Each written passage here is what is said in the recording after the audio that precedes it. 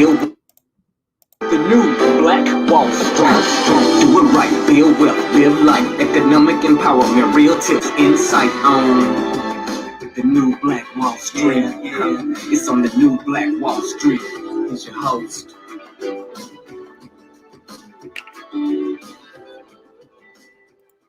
Hey, Grand Rising to you, billionaires. Thanks so much for joining us here today on the new Black Wall Street, presenting to you the Black Money and Power Show.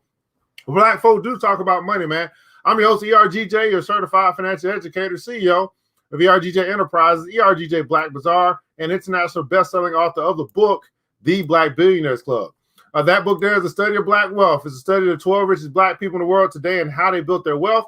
And I just truly believe that if you want to be wealthy, you should study wealthy people. Well, you can find that book by simply going to the website, theblackbillionairesclub.com, theblackbillionairesclub.com. Pick up your copy today. While you're there, guys, you can check out the club that we have available for you if you want to connect with like-minded people to help you to build wealth, build business, things like that as well, invest together. We also have a store at the Black Billionaires Club as well, where you'll find books and book bags and stuff like that. That'll be good, too, for your library. So thanks so much for joining us. While you guys are joining and connecting, man, let us know where you're connected from, what city, what state, what city, what state. Also, hit that like button, that share button, let people know that we're here. If you like what we're doing here, you think other people can benefit from Black folk talking about money in the morning. We'll have a guest today as we're going to be talking about financial literacy. We'll wait on Brother Dykes to get here at any point in time. So I'm just super excited about our show here today. Our sponsor for today, man, we got two sponsors, ERGJ Black Bazaar, the Afrocentric Marketplace, specializing in Afrocentric home decor, personal care products, also Black art inspired gifts. Come on over to www.theblackbazaar.com, www.theblackbazaar.com. When you're here, guys, man, you check on the bookstore and you'll see we got some Black author books. And three of those books, actually, the author will be here with us here today. Wesley Learns to Invest. Wesley learns about credit and also Wesley learns about insurance. You can pick up those books and more at www.theblackbazaar.com, www.theblackbazaar.com. Pick up your quality gifts today.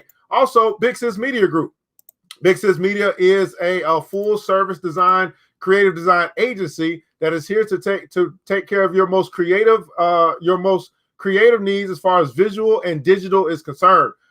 Big Sis Media powers everything that ERGJ does. So if you're looking for websites, design, trailers, anything like that, check out Big Sis Media Group for all of your digital needs at bigsismediagroup.com, bigsismediagroup.com. They're there to watch over your most critical creative needs like a big sister would.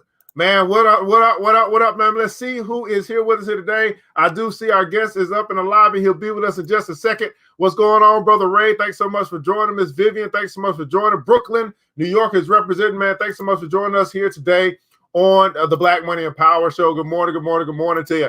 Quick announcement for you guys. If you have not already, we are also still trying to get to our goal, not just slowly but surely, to our goal on YouTube. So if you have not already, go over to YouTube at ERGJ Enterprises, hit that subscribe button or that follow button so we get to 1,000 subscribers and begin to monetize our content on YouTube. Of course, we do broadcasts on YouTube, Facebook, also Instagram as well. So good morning. Thanks so much. Man, who else is here? Good morning. Oh, fantastic. So today, guys, we got a special guest that's going to be with us here today. I'll bring him into the fold, man, talk a little bit about financial literacy, money. You got two brothers that'll be having a financial conversation. Very abnormal, but time for us to do it, man. I've had this brother on with us before. Let's see if we can get some audio and everything's good with him this morning. Prince Dykes, see if I can bring you in. Good morning, man. Hey, good morning. How you doing there? Thanks for having me on. Man, what's going on? How you doing, brother? I'm doing pretty good. I can't complain. How about yourself? Man, I'm doing absolutely phenomenal. And thanks so much for taking the time to be with us here today. Let's see if I can get some of the stuff off the screen so we can see what's going on. Prince is up in the house, man. It's been a long time. It's been about 2 years since we did a broadcast together, man. What's been going on? It has been a little while, man. I don't know what's keeping you away from me, man. I hope I ain't piss you off or something. I see you got the bricks behind you, got your green screen going on, everything, man. You know, green screen, got a little microphone. You know, it's 2020. You know, look at you. You know, you got you got your nice setup now. You came a long way. Man, we have been making progress, man. Well, there's some people here, Prince, who maybe getting introduced to you for the first time, man. If you could tell the people who you are, what you do, and why you do what you do. My name is Prince Dykes. Hopefully this ain't not too bad, but anyway, my name is Prince Dykes. I'm the host of the Investor Show, and a lot of you guys and girls may know me from the book series that I wrote with me and my son, titled Wesley Learns. So we wrote Wesley Learns to Invest back in 2015.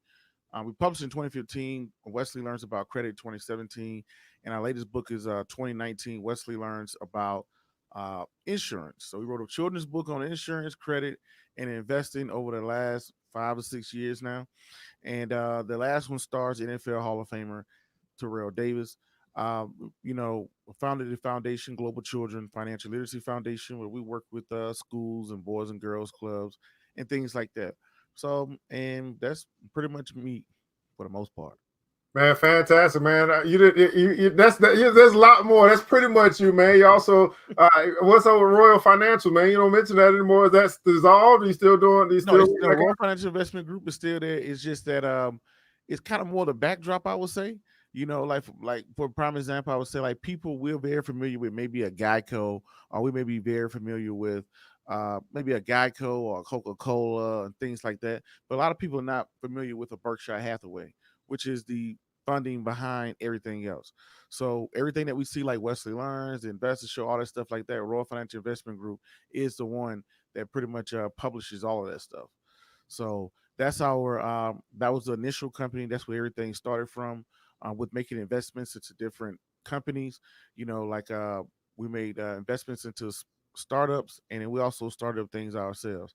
So that's the overall hat for everything else. So it's not as known, I would say, but yes, definitely Royal Financial Investment Group is definitely there.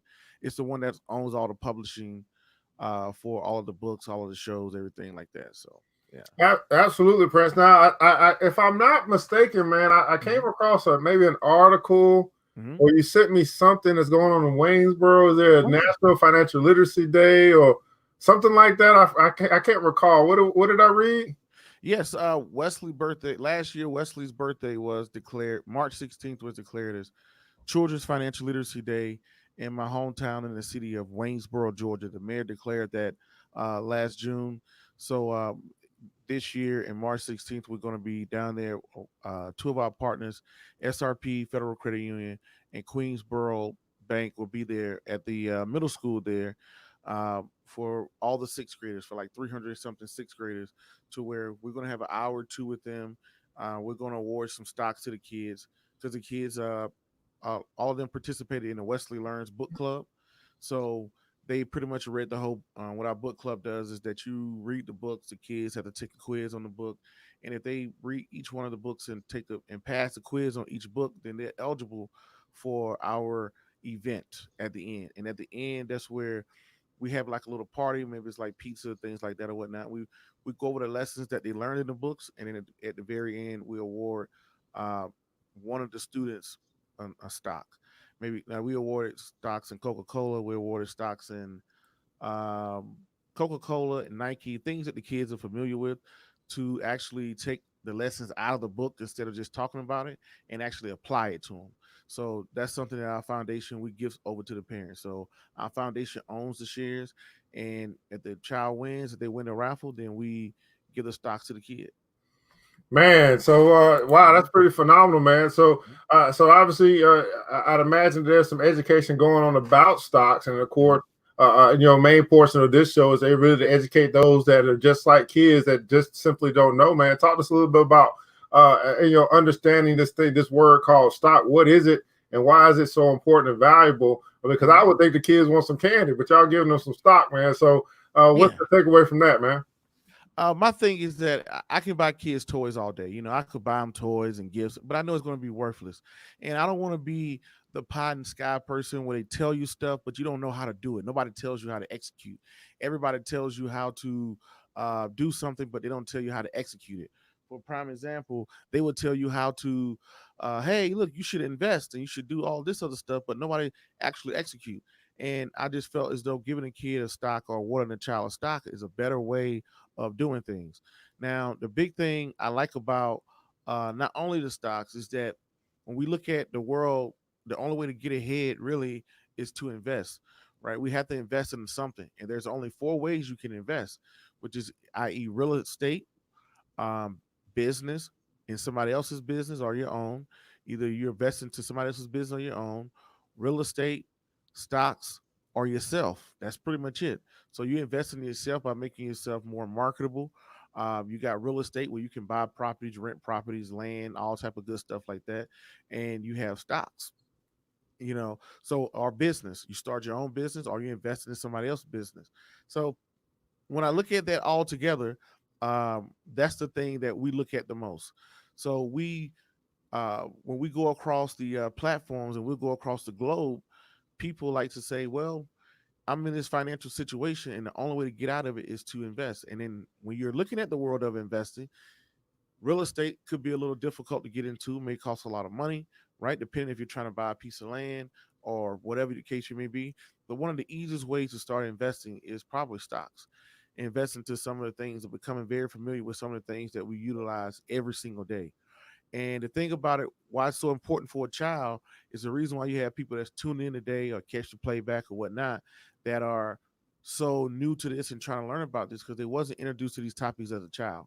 Nobody's out there teaching adults how to change oil because to get an oil change or how to schedule an oil change because everybody kind of know how to change oil. Nobody's telling you how to put gas in the car because those are how to take a shower because those are things that were kind of like naturally inherited as a child that you learn about adulthood. But the world of investing, even though we live in the richest country in the world, the world of investing is actually convoluted when it comes down to nobody teaches you that. So that's why I feel as though instead of teaching everybody credit repair, how to fix their credit, or teaching about investing, I think that we should bring it down to a younger age. Yeah, absolutely, man. I've been on that kick along with you, man, with the whole youth financial literacy. And you mentioned a children's financial literacy org, man. So Okay. how did that come about? And because that's new to me. When I saw that, and I was like, hold on, his email address is what? I was Okay. like, what? So I got to find out more about the children's financial literacy org. Talk to us a little bit about that. Okay, so like you said, you knew me when I started at Royal Financial Investment Group, right? Yeah. So once I had Royal Financial Investment Group, I wrote my, that's where Wesley Learns came from. That's where a lot of our investments came from, and that's where Wesley Learns and a lot of my investments came from through writing the book, right? And then as I went along, companies wanted to get behind you, people wanted to support you or anything like that. But what they wanted to do was they wanted you to have a foundation. They was like, you should create a foundation about teaching kids because at the time, Wesley Learns came from that children's book came from Royal Financial Investment Group.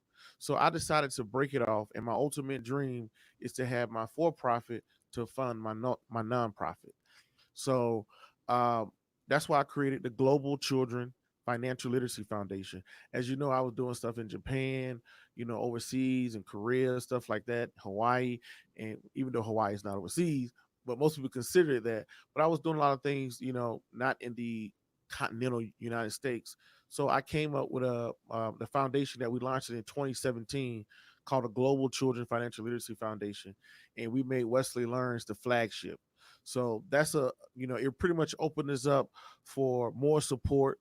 It helped us move in a different way by putting Wesley Learns up under that foundation. So that's kind of like a business structure move that you're like, whoa, where did this come from? But yeah, I founded the co-founded the Global Children Financial Literacy Foundation in 2017. I felt that would be a better way to execute my overall mission of children's financial literacy. Man, so talk us a little bit about, you just mentioned this is all corporate structure, strategy, and implementing that. I think it's important to kind of have a conversation a little bit about just that, right? You have to put yourself in position. So you have these people that it is interesting, right? Because many of us think nobody wants to support us, but I found it as I put my foot forward, I get a lot of people following, coming right behind me. So you put the book out, and then all these people are saying, "Hey, we want to support, but we can really only do it in this manner, which is through the foundation, man." So talk to us a little bit about putting yourself in position to get the support that you desire. Okay, so just being 110% honest, when I started Royal Financial Investment Group, the first question I was always asked was, "What is that? what do you do? What is this? I always had that question. And the second thing was when you had corporations or entities or people that wanted to get behind you and support you some type of way. The Royal Financial Investment Group was for profit. So the only way I could make a profit or to move my book forward was through book sales, program sales, things like that, right? So I went to a convention in 2016, and this guy said, "Hey, you need to start a foundation. You need to start a 501c nonprofit." I said, "Why? I want to make a profit, right?" And I said, because this stuff costs me money. And they said, "Hey, look, if you have a foundation or nonprofit, now you open yourself up to where people can donate to you. People can donate to you as a tax write-off." So that's when my brain started to stretch. I didn't really want to listen. I was like, man, I don't want to do this or whatnot. And then what I ended up doing in 2017, when I saw how other people were moving, for prime example, people are more open to partner with you. For a prime example, and I decided to create that nonprofit. When I created the nonprofit, now I'm partners with the Boys and Girls Club. Now I'm partnering with school districts. Now we have sponsors from Bank of America to Belco Credit Union to SRP Federal Credit Union. All these people that got involved, right? And what they do is now they donate funds to purchase my books to give to kids. So, for a prime example, one of my sponsors, Janice and Henderson Fund, which is like the largest head fund in Denver, they purchased 200 books to give to kids, right? And when they donated they get to write it off as a donation because it went to a foundation, right?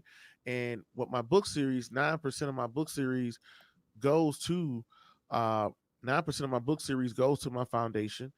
40% of my third book goes to the Broncos Boys and Girls Club, and then the rest of that goes back to Royal Financial Investment Group.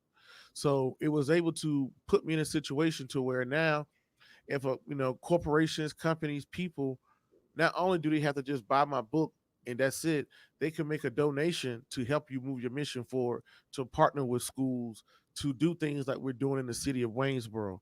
So if that was just a for-profit, that deal probably wouldn't have happened. It would have been a little bit more, I would say, a little bit more difficult, and it'd been a little bit more convoluted to happen. But when you come in and you have a structure of like saying, hey, you know what? We actually have a foundation called a Global Children's Financial Literacy Foundation. If you partner with us, we have a flagship program by the name of Wesley Learns Book Club. Then that opens up people to want to partner with you. Man, it sounds like the Black Billionaires Club need to be right up under Wesley Learns. And that is true, right? Because we kind of get stuck in our ways. We know what works for us. We know what we want to do. But then that was just one of the things I launched Royal Financial Investment Group in 2013, and that was a pivot that I had to make in order to survive. It was like, hey, you know what? Because think about it, if you have a program, you got to look at where's the money going to come from. Either the school is going to buy it, or somebody's going to sponsor it and buy it, or whatever the case may be. But now you get to talk in corporate language. So when you go to a Bank of America, you can say, hey, you can sponsor us for XYZ. And if you sponsor us, this will come with the Wesley Learns program. This will come with our XYZ. This will come with this. Now, a company or corporation, not only they can write you off as a tax benefit, but it's another way for them to be able to support your mission. So that was one of the things I had to pivot along the way, and why you see Global Children Financial Literacy Foundation in 2019. That's why you don't really see, like you said, you asked me about Royal Financial Investment Group. The Investors Show became bigger than the Royal Financial Investment Group. Global Children Financial Literacy Foundation became bigger than the podcast. Everything just Wesley Learns. Everything just became bigger than Royal Financial Investment Group.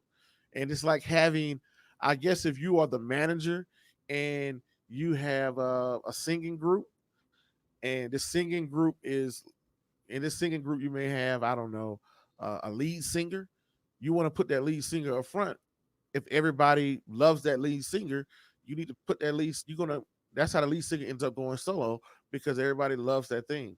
So that's what people know me for. So I give them what they know me for. I'm a big believer in giving people what they want, man. They got a question, man, from Jamal Davis, man. Thanks so much for joining. Of course, guys, hit the like button and share button if you care. We're talking about Black folks talking about money in the morning, man, with a specialty on children's financial literacy. As man, can you put the whole program under the nonprofit? Yes, you can. You can say, let's say, if you have a foundation, you got a nonprofit. What does your nonprofit do? What does services does it provide? And your service could be, let's say, if you are someone that you want to get kids off of gangs, say if you are against kids joining gangs.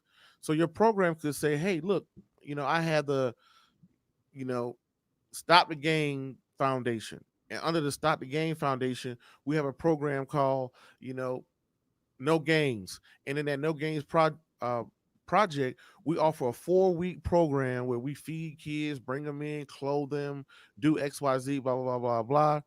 It's valued at $5,000 for us to do this, $6,000 for us to do this. And now you can open yourself up to say because nonprofits is nothing but a business. At the end of the day, it's pure business. So now you just go in, you just say, hey, look, celebrity, athlete, corporation, community. If you sponsor this, then this is what we can go in and do. And then people can make a donation to you. Not only, they can make a donation to you or whatnot. And let's say if it costs $5,000, and let's say if McDonald's sponsors that for you to come back home and do something, and you take that $5,000 and you provide that service.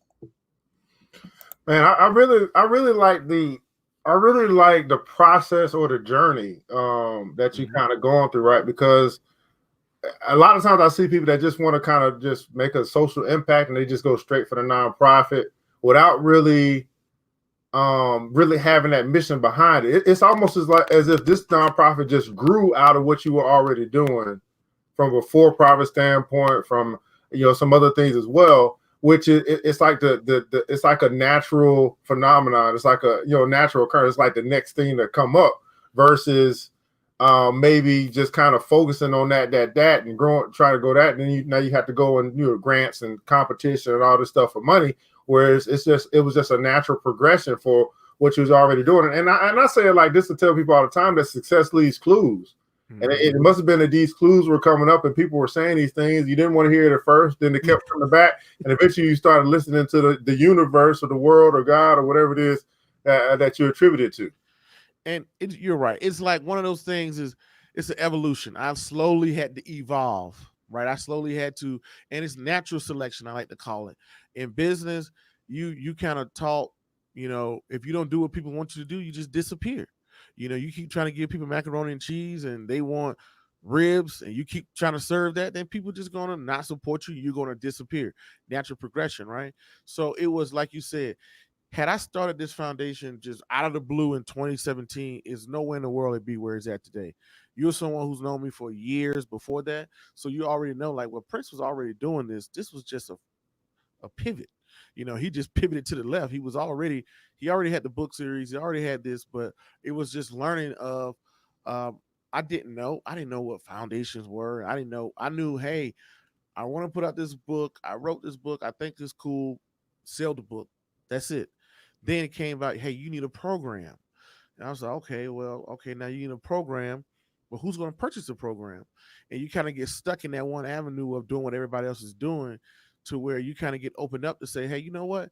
If you make a pivot, you can open yourself up to so many other people to support you and to get involved with what you're doing. So to the people that's been really following me, they kind of know, like, oh, that's kind of what he's already doing. He just put a new label on it, structure, like you said, changing the corporate structure versus just sticking there with what you were doing. So that's what it really was. I took the Wesley Learns program.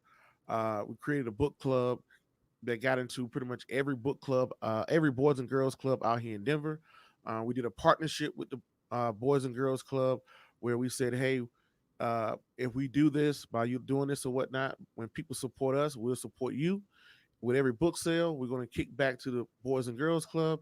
So it's a nice little strategic move to, make everything grow.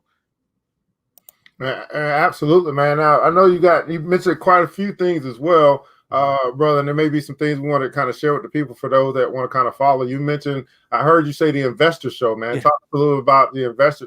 Well, before the Investor Show, you already had kind of this YouTube presence. I remember you doing some clips and doing some stock Uh-huh. types of things, and then I guess that moved into the Investor Show, which I imagine is a podcast. So talk to us a little bit about the Investor Show. What that is, what kind of success you've had with that, how long it's been running and going, and is that the podcast as well? Yes. So what happened? You know me from Royal Financial Investment Group. I started with Facebook first, and every time I would do something with Royal Financial Investment Group, everybody be like, "Well, what is that? What is that about?" And then I learned that hey, when it comes down to branding and putting yourself out there, people is it's like the elevator rule. People only give you 3 seconds before they go numb. When I say the Investor Show, I don't even have to tell you what it's about. You know exactly what it is. So I changed the name from Royal Financial Investment Group to the Investor Show. So, and when I changed it to the Investor Show, everything just grew overnight. So we're now, I would say, just on YouTube alone, I think we over 28,000 subscribers on YouTube. Instagram is over 20 something thousand followers. Facebook is, I want to say, like 80 something thousand.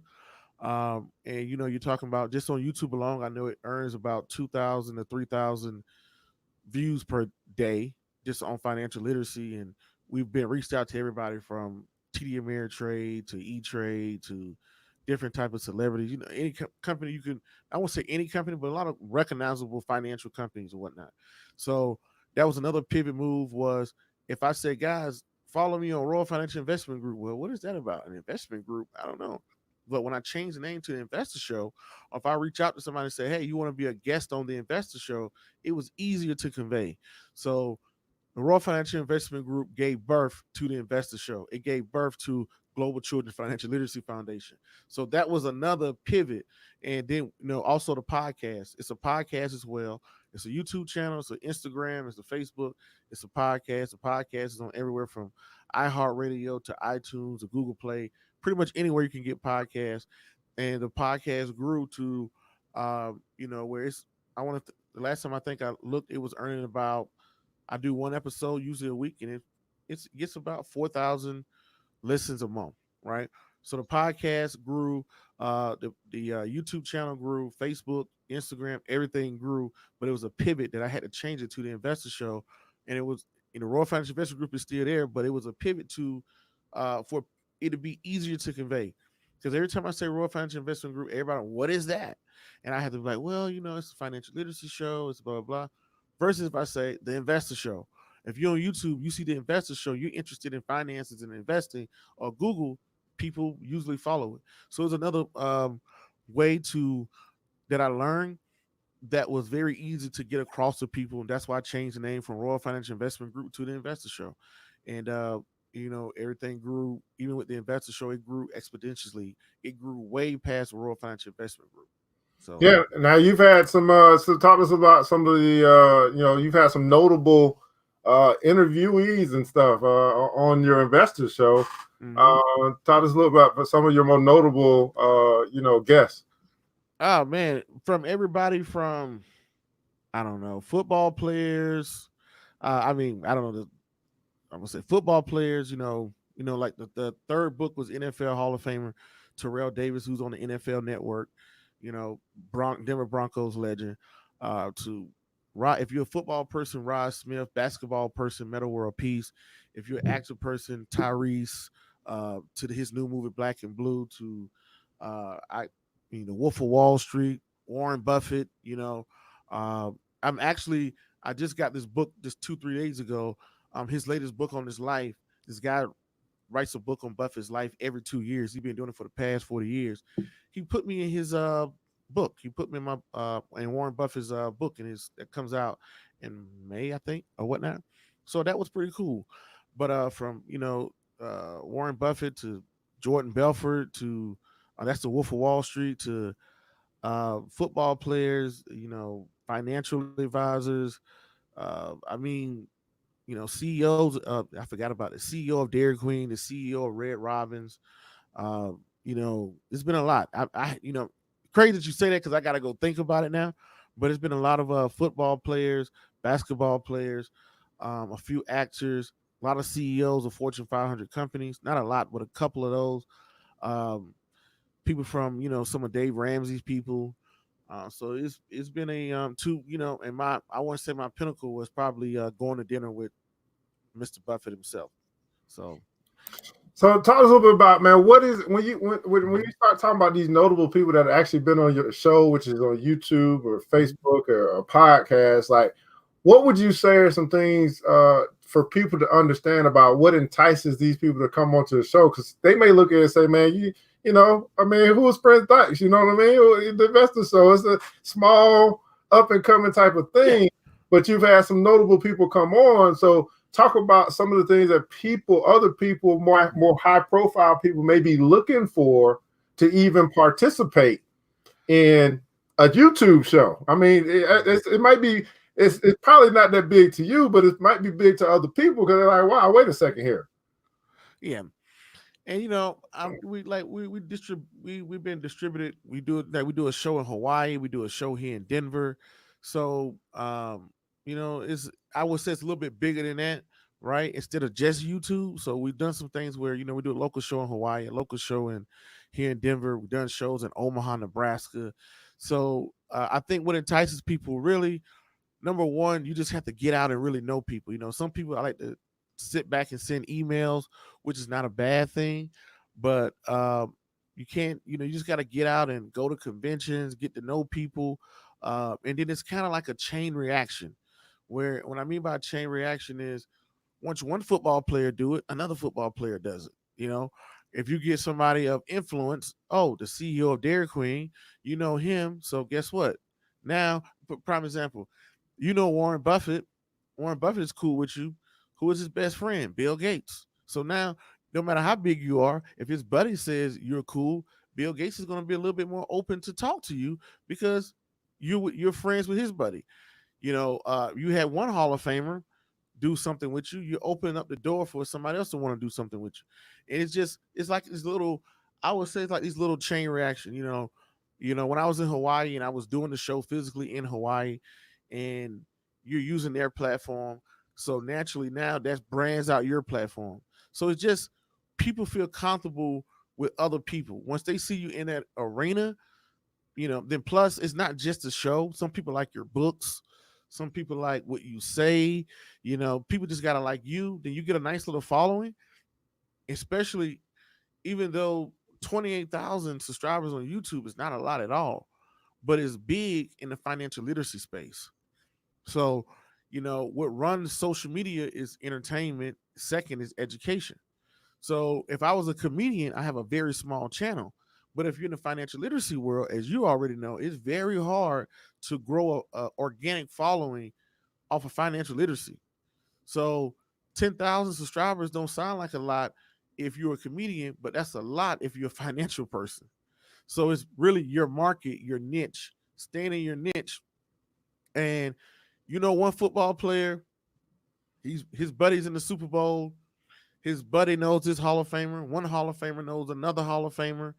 One person knows this. You know what I mean? So I would say it's kind of like a chain reaction.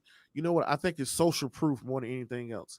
When people, because everybody can everybody has an idea.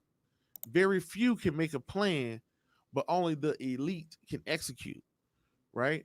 So Repeat that again, man. Get that. Make sure people get that one. Go ahead and say that again. Like everybody has an idea. You can go in here, comment, and tap somebody on the show. Everybody got an idea. Great on you. Very few people have the ability to make it a plan, meaning they can write it down, draw out an exact plan. Very few people can do that. They can turn an idea into a plan. Now that they have a plan, only the elite can execute. And the success is not in the idea. The success is not in the plan. The success is in the ability to execute. You go to somebody and you say, hey, I want to write a book with you. I want to partner with you to do something. I want you to be on my show. I want you to do blah, blah, blah. And then when it comes down to actually doing it, then that's when you get to find out who cuts the mustard, because not many people can execute. And the success is in the execution. The success is done behind the scenes. The success is in the execution, because so many people get so caught up in, I know this person. But what sets people apart, when somebody can go out there and execute. It's like a politician. Everybody got a problem. Everybody can disclose a problem. Some people can even write down a problem, but very few people can go out there once they're given the opportunity and execute. It'd be like say you and I, Evan. You say, Prince, I want you to come on my show. I want to grab some of your books. I want to do XYZ, right? And then when it comes down to it, I can't do the show. You order books, but they never arrive. You know what I mean? Yeah. We had the idea, we had the plan, but your ability to execute is what cuts people above everybody else. Then plus it's just your brand. Sometimes if you got a good brand or a good name, right, then people are more likely to do business with you. That's just you got to like I tell people, you got to, even in this social media world, it's great to get followers and stuff like that, but you got to go out and touch people. You got to get from behind the desk, turn the camera off, and then take what you're doing. Maybe start visiting schools, go to conventions, go to other things or whatnot, and you meet one person to another person to another person. And if they like you, I mean, that's just really what it is. If they like you and what you do, and if your message is, what I noticed too, that was my bad thing. Learn from me. A lesson that I had to learn was when I was Royal Financial Investment Group by itself, it was hard to convey that message of who I was and what people can do for you, right? But when you go in there, you're like, if I tell you my foundation name is Global Children Financial Literacy Foundation, you don't even have to guess what that's about. You don't have to guess what the investor show is about. What is Wesley Learns about? It's a children's financial literacy book series. It conveys easy, and a person know immediately yes or no. They know immediately I'm not interested in that, or I am interested in that. So that's what helps convey you if you're keeping it simple, unconvoluted. And I notice a lot of times, especially with us, we're multi-talented and we try to do all our talents at one. We want to be a photographer, a model, a musician, a barber, and have a catering business all at the same time, which is fine. I'm not saying you can't do that. But what I learned was, hey, what makes Steve Harvey great? He was a comedian. Once he became a successful comedian, it opened up other doors. Once Kevin Hart became a successful comedian, it opened up other doors. Once this person became a successful athlete, it opened up other doors. So I like to tell people, hey, focus on become successful at something first, and then that'll open the doors for you to have a catering business, a record label, be a model of photography, or whatever else your heart desires. But when you try to do all of them at once, people don't know what you are. They don't know what you're about. And when people don't understand you, they just leave you alone. Man, that's so true, man. I love that you're sharing that. Everybody put in comments on keep it simple. Because we do tend to not understand that we're complicating our own message or complicating our own brand, complicating we a lot of times we are in our own way. Mm-hmm. And then we get stuck because that ego and pride is hitting us, not to want to listen to someone that can help us actually change, modify, adjust some things so that it can be better. Just in the messaging itself, that is so critical, man. Now, so we have the investor show, got a few things. Well, man, of course, we got to talk a little bit about the market. I mean, we're going to talk about stocks and all that, man. We got to talk a little bit about the market because that's kind of where me and you first made our connections, man. Just really finding other like-minded people who wanted to have the conversation about the market, man. So we got the big coronavirus going on right now. We have plummets taking place in what we call, this is the part where we talk about Wall Street for those that don't know. In the market, man, what's your take? Because I find huge opportunity. I'm like, oh man, we've been waiting for something like this. We didn't know it was gonna come like this, man. But what's your take on what's going on in the market today as of February, I guess today is 28th, 2020? Yes. The thing, and kind of go back to what you were saying, Evan, is that we had a personal relationship, right? We knew each other. We met each other years ago. We've done some business together. So as soon as you reach out to me, I know you on a personal level. I don't even have to look at your brand and what you're talking about. So some people would deal with you just because they just know you, right? Versus if you were someone else that just wrote me out of the blue from yesterday, I would be like, well, who is this? What do they want to do? Let me go look into this. So that's why I tell people, get out there and don't make yourself a stranger. Even though your podcast could be a good idea or whatever, you got to get out there and talk to people. And then once you have noticeable names, it's easier to get other noticeable names, you know. But also, yeah, I forgot about Famous Amos too. Yeah, Famous Amos was a great friend of mine, one of the people that I met years ago that helped me grow.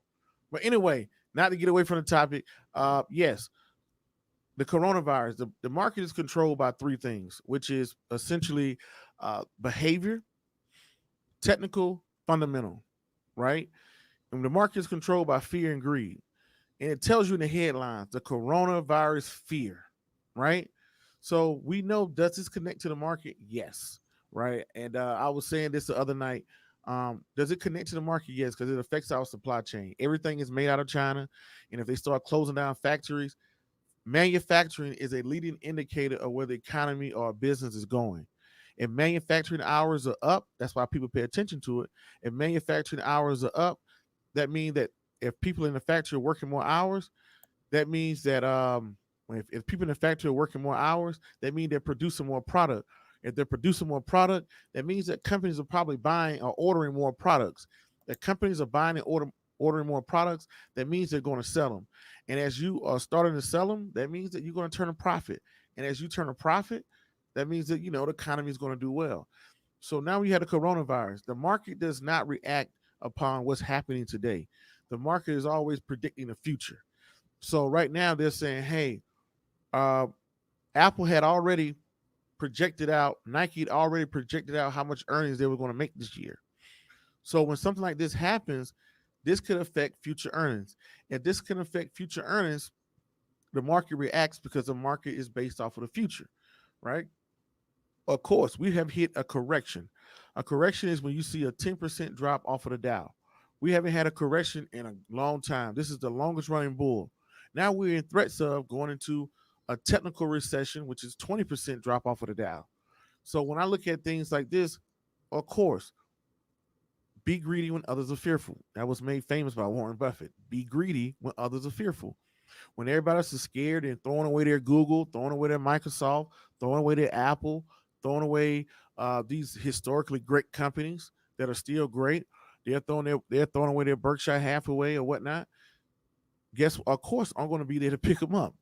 So this is the time to be greedy because everybody was so confident last week when they were just buying stock and the value was going up. Everybody was happy. But what happens is we should know that these times will come. So right now, I think it's fear. I think it's a behavior move into the market that could potentially lead us into a recession. A fundamental recession is defined by 2 or more quarters of a declining GDP. I don't think the coronavirus would lead us into 2 quarters of a declining GDP, which is our gross domestic product. I don't believe that, right? But do I think the fear can lead us into a technical recession? Yes, I can see that. I can see the market dropping 2,000 more points, and we're technically in a technical recession, right? Due to the coronavirus. Now, I believe it's a rubber band. Do I think it's going to bounce back? Of course, because President Trump is making one of the biggest decisions of his presidency that most people are not even paying attention to, meaning that he's appointing a Fed chair. Everybody knows the Fed chair is the person who controls the interest rates. And what interest rate do has a great influence on the market, right? So he's getting one of his guys or girls into pointing them into a position to where they can go hand in hand. So that's one of the things that I look at. I think it's fear that's ruling the market right now. I think it does pose a great opportunity. And the companies that I'm particularly looking to invest in, I look at the industry that got hit the worst. The industry that has gotten hit in the worst right now is technology. And you look at who are the big guys in technology. The big guys in technology right now are Microsoft and Apple. Those are $1 trillion companies. Google, the MAGA, the $1 trillion companies, Microsoft, Apple, Google, and Amazon. So they've got to hit the worst. That's the first place I'm looking to make investments. Did you just say MAGA make America great again? Oh, not make America. I look at the other MAGA, not that MAGA. The MAGA of Microsoft, Amazon, Google, and Apple. So that's very interesting, man. So I like that take. I want to bring up 2 points. But you say you look at the industries that have been hit the worst. So in your take, you have technology being hit very, very, very bad. But then we have other areas, and I want to get some comments from our guests that are watching us here live on Facebook, YouTube, or Instagram. Where are some places that you have heard or seen or you believe have been hit really, really hard? I'll say this, I start seeing stuff as far as transportation, right? Airline companies have been hit pretty hard. I start seeing, energy has been hit, pretty hard as well. So those are two other areas, and not to mention China itself. One of the largest, economies in the world. Has been hit pretty hard. Now, here's the interesting thing that China actually is going back to work. So they have actually been getting back into the factories and back into producing stuff as well. So they've got some type of control over the virus in the sense of some of these factories, I guess. But they're going back to work. They got to make that thing happen. Now, the point I wanted to bring up was you mentioned, these companies that still very valuable, and Warren Buffett also talked about the price versus value, and I had a conversation a little bit about it yesterday about how it's just a wonderful thing when you can buy something that you know is valuable for 10, 20, 50% off. Now we see that, or we get excited about that when it comes to shoes or shirts or purses or wallets, but when we're talking about wonderful, great companies that help America run, or help the world run, or help the global economy run, we don't really look at it that way, man. Talk to us a little bit about price versus value.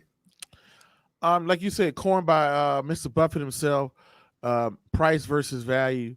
And he says price is what you pay, value is what you get, right? Price is what you pay, value is what you get.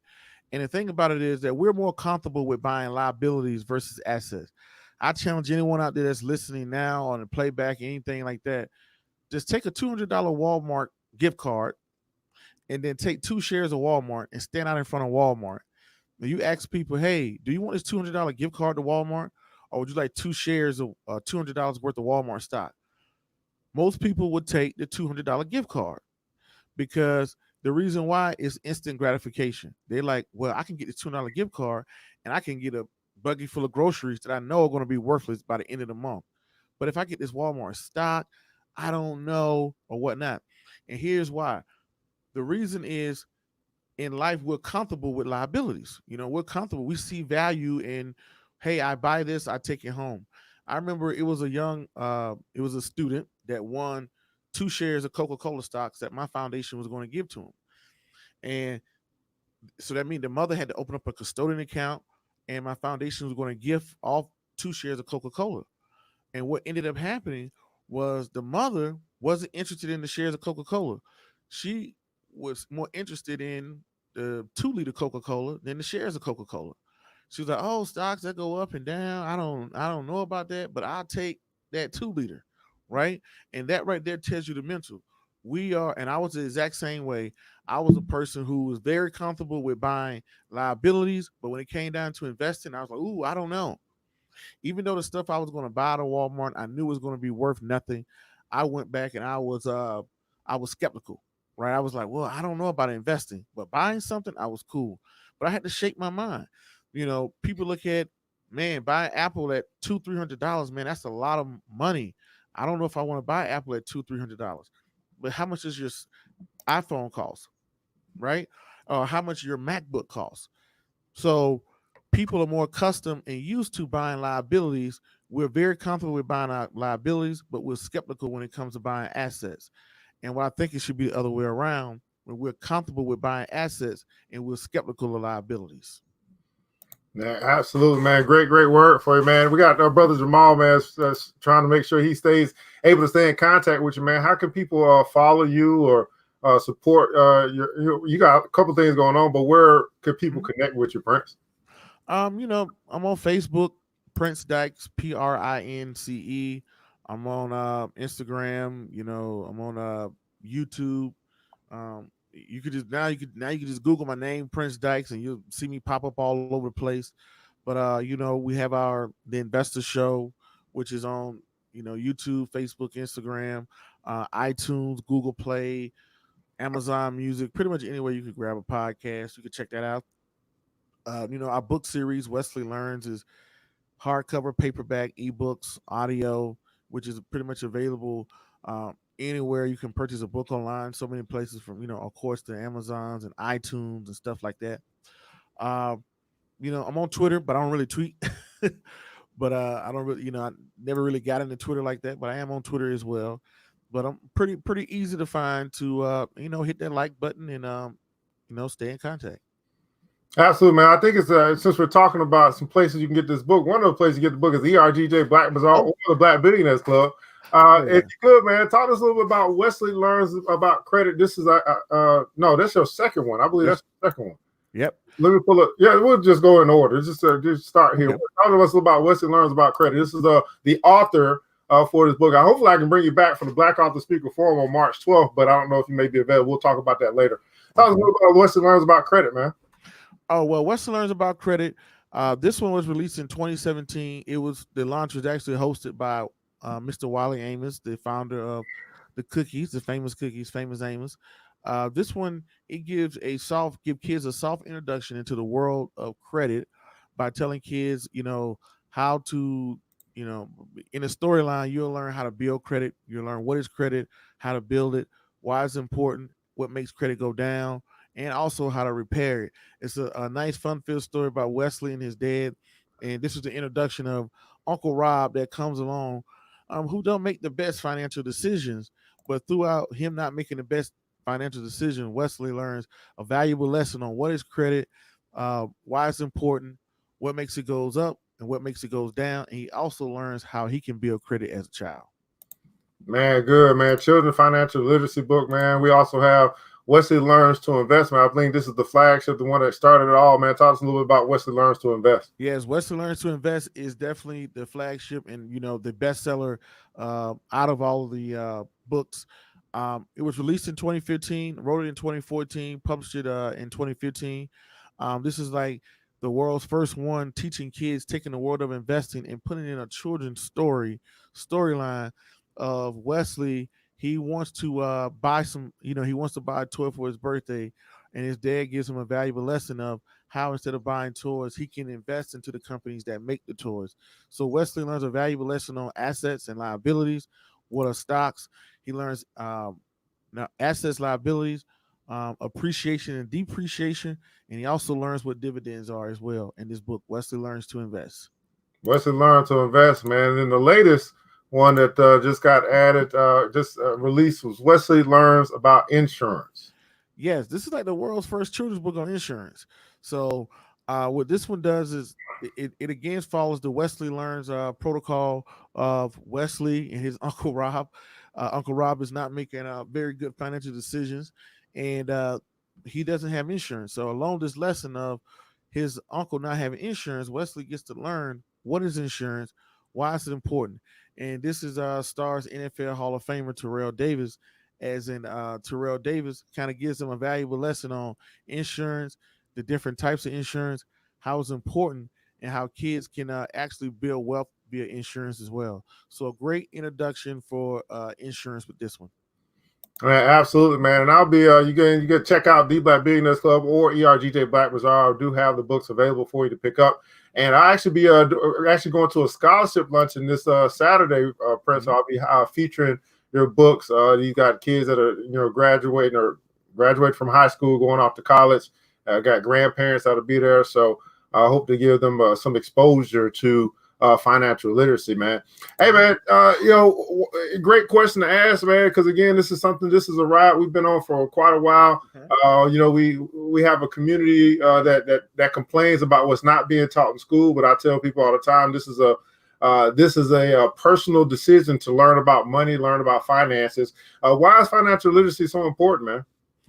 Well, because I learned throughout life, financial literacy, the world revolves and goes up and down around finances. The most important skill you can have, I want to say the most valuable skill. The most important skill, I believe, is people skills. But the most valuable skill you can have in the world is the ability to make other people money, right? And if you have that, you pretty much just found the fountain of wealth, right? But the whole idea is that finances is the top reason why relationships tear up, right? They're the top reason why relationships are built in the business sense. But if you cut off the head, which is money, everything else will follow. You can take a neighborhood, like I live in a pretty decent suburban neighborhood, right? Where I probably don't even know who my neighbors are. But if you were to cut off everything from us and none of us had money, you will see a different side of us, right? So it's the I've seen with people with money when people have money, you eat better, you take better care of yourself, you worry less, things like that. So it affects your health, it affects relationships, it affects your viewpoint, the way you look at on life. So it's no matter what you do in life, no matter if you become the next football star, the next celebrity, the next whatever the case may be, you will be a no matter what you become in life, you will need financial literacy. You will have to deal with money one way or the other. So it don't matter. I've known like on my show there've been plenty millionaires, guys who made millions of dollars, who blew it all, guys who kept it, made great decisions, but they will always tell you, man, I wish I would have known this about finances and financial literacy. Man, absolutely. That's what we continue to hear, man. I wish I would have had, and I think that's kind of what drives both of us. I wish I would have known, which is why we kind of tend to focus on the youth and try to give them those seeds of knowledge and wealth as they grow older, man. Hey, man, Prince, man, I know we're gonna keep doing this, man. It's been a little minute, man, but that's gonna be our show for today. Of course, anybody that's here with us live, you got any questions? I'll take a few of those for us right now before we end our show. But while they're typing, Prince, you got any last words for the peeps before we get up out of here? No, I would say thank you out there to any and everybody out there across the globe. And it's important, support what you're doing. If you want to see something grow and flourish and you want to see more of it, you got to support it. I used to have that mindset too, man, why did that go away? And I think about it, well, I didn't support it. So the biggest way to show Evan's support, it's to support him. Purchase his book, listen to his show, hit the subscribe button, hit the share button, hit the like button. That stuff is free, right? It's a no-brainer. So if you want to see more of it, you want to see it become more popular, you want to support your own kind, then easily support it. You just got to get out there and support it. That's the number one way Evan know if he's doing a good or bad job. If somebody's listening to him and his sales. That's how he can tell. Absolutely, man. Absolutely. What's going on, Tisha? Thanks so much for joining. Again, Jamal said, man, I'm absolutely happy I tuned in this show. I needed it this morning. Cartoon, man, what's going on, Mr. Goodman, man? Said, my MacBook is an asset. I know that's right. I use that MacBook to make some money. So I hear that. Absolutely, man. Well, again, man, Prince Dykes, man, thanks so much. Hey, what's the date, Waynesboro, man? I need to come on down there. You said March 16th? Yes, March 16th, I'll be in Waynesboro, Georgia, my little small town at Burke County Middle School. March 16th, I think it's 11 o'clock to 12 o'clock. We'll be there with SRP Credit Union. Then I'll be at the Innovation Academy in Healthsville, Georgia on March 17th. And then I'll be back in Denver, Colorado on And this Sunday, I'll be at a library. I can't. I'm doing something this Sunday. I got to look at it again. It's Sunday at 2 o'clock. 2 o'clock, I'll be speaking with some kids at the library here up in Denver. So, we'll be there. Then we'll be we're doing a book signing in Omaha, Nebraska.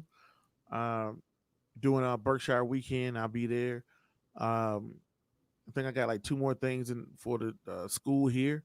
But, I don't like to look too far into the schedule. I like to look at what's next. So this next is Sunday, and March 16th, I'll be in Burke County Middle School. But all that stuff is on my social media and stuff like that. You follow me, I definitely put it out there. And, definitely, if you got a chance to check me out live, definitely I will. Evan, we haven't even met in person. You know that? That's what I'm saying. That's what I'm saying. If you're going to be from Denver all the way back home in Waynesboro, wherever that is, and I'm in Georgia, down in Augusta, I make my trip on down there to come support. That's what we do. Oh, man, I definitely appreciate that. Appreciate it. Absolutely, man.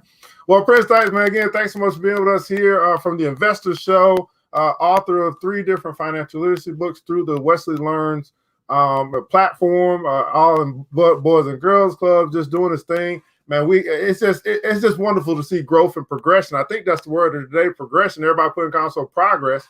Mm-hmm. That's what we're talking about, man. He's got the green screen now, got the mic, man. I'm like, I've been watching my boy grow up in there, man. That's what I'm talking about. Absolutely love it, man. Brothers making progress, man. That's what I'm talking about, man. Hey, this is the Black Money and Power Show brought to you by the New Black Wall Street. want to say thanks so much for tuning in, guys. Hope you hit that like button, that share button if you care. If financial literacy is important to you, if it's important to your to those that follow you, if it's important to your children, if you think this is important, then you've taken some action by hitting that like button, that share button, or because you simply care, something that you can do for free. Hey, man, I want you guys to remember this, that it takes a village. It starts with us, and you see that village in motion today where we have progress. Let's build as we climb together. We all we got, beautiful people. Matter of fact, we all we need. And thank God that's more than enough. Until next episode, you know what time it is. Mr. DJ, hit the music. The new Black Wall Street. Thanks you for joining the show. We gave a lot of great tips, but it's time to go. Take the knowledge we shared, hope you use it and grow. We will see you all there at the next episode of The New Black Wall Street. The New Black Wall Street.